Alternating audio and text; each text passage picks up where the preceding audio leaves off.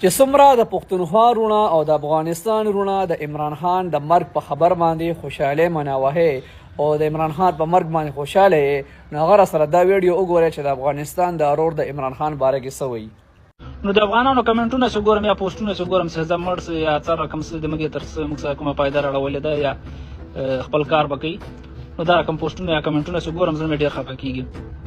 د عمران خان شوکت خانم هسپتال په لاهور کې چې دا د موږ خپله نیا لکه د مور له خوا نه هغه پکې داخله وه. موږ په کشمیر کې اوسېدلو، نو د عمران خان په هسپتال کې غریبانو دپاره فري علاج 100% فري. نو بیا چا ورته وویلې چې کینسر یې د عمران خان هسپتال ته یوسه.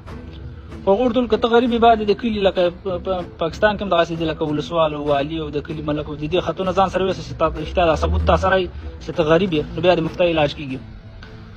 نو موږ دغلته لږ ثبوتونه سره جمع کړل، ملک نه ول د کلي ملک نه دغسې څو ثبوتونه هم سره جمع کړو، خو موږ نابلده وو، نو موږ سره کارټ ونه شوي، نو په ځکه دومره پوهېدو چې لاړ هغلته علاج دپاره.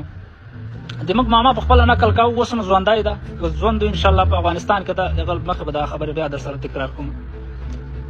چې ورغلم هسپتال ته چې دا پرچې مې ورښکاره کولې یو څو پرچو نومونه نور اخیسته، فلانی راکړه فلانی راکړه. ما ورته وویل چې خو دومره نه پوهېږم، موږ خو مهاجر خلک یو.